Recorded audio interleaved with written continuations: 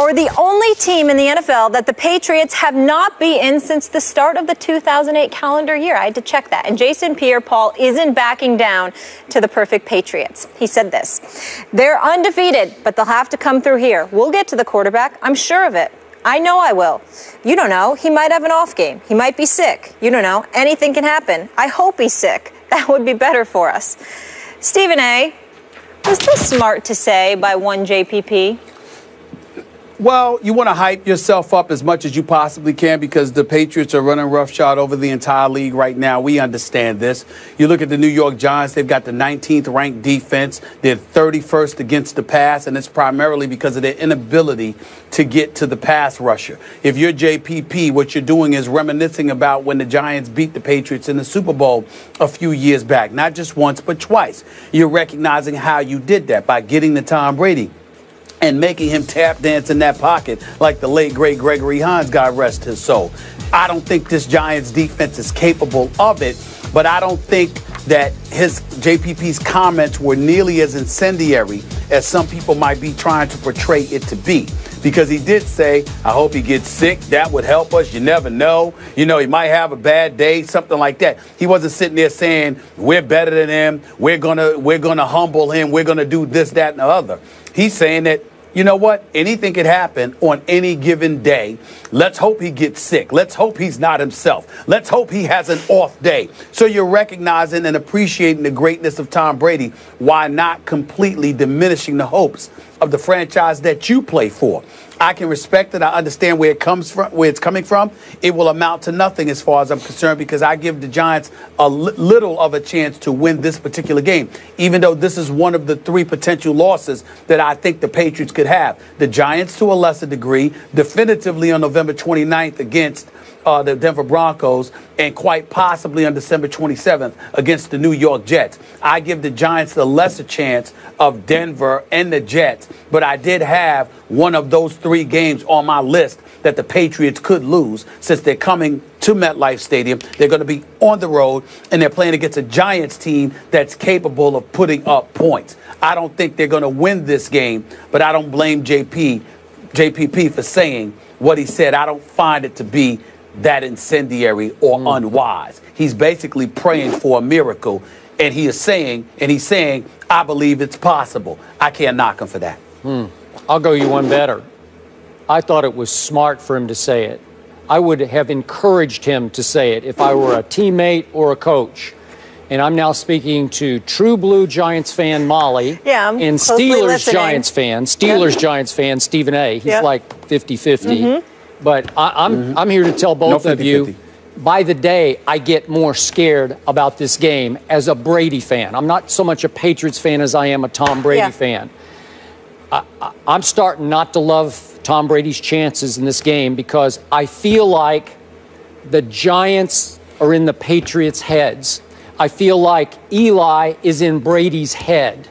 I feel like Eli, and I told you two the other day, remember, Eli descended from NFL royalty. He knows his blood is bluer than Brady's blood. He sniffs at Brady and Belichick. Do you think he's intimidated? Do you think he's scared of them? He doesn't care. Eli's a Manning. And when it comes time against Tom Brady, the best quarterback in pro football, Eli continually out-Brady's Brady. Eli turns into Brady in crunch time. It's the craziest thing I've ever seen. It is spooky crazy. It is eerily similar how game after game, Eli has been Brady late. He's trumped Brady with Brady-esque greatness. It's happened again and again. I remind you, the last regular season game. Remember this one? It was November 6, 2011. I was with the First Take staff. We were at San Antonio at Fort Sam Houston for Veterans Day, so we watched it as a staff together. And it was the craziest finish you'll ever see because Brady threw it to Gronk late for a touchdown from 14 yards, and it looks like, you know, once again, Brady had done what Brady does. So there's a minute and a half left. Eli gets the ball backed up to his own 20, and he goes 80 yards against Belichick's defense. And with 7 seconds left, Eli hit Jake Ballard third and goal from the 1-yard line for a touchdown, and they pull it out. It's like, how did you? That was Eli out-Bradying Brady. And we know what happened, especially in the first Super Bowl.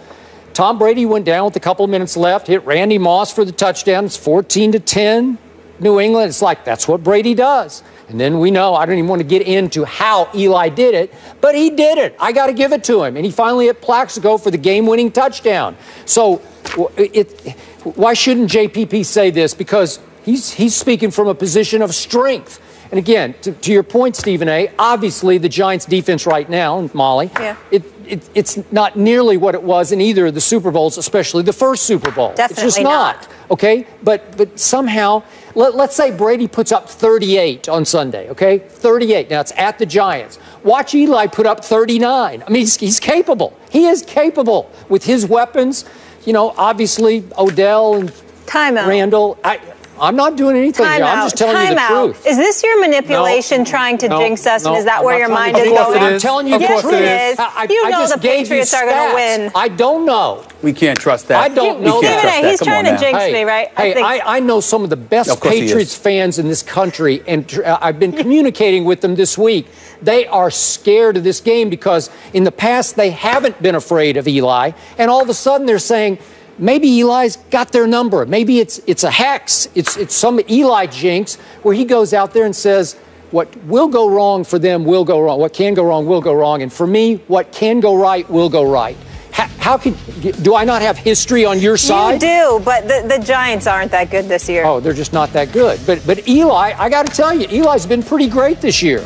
I know, but I still think the Patriots are going to win this. Okay, so Molly, the case is closed because Molly has stated for the record that my Patriots will beat her Giants. Yes. It's overdone. They don't even need to play the game.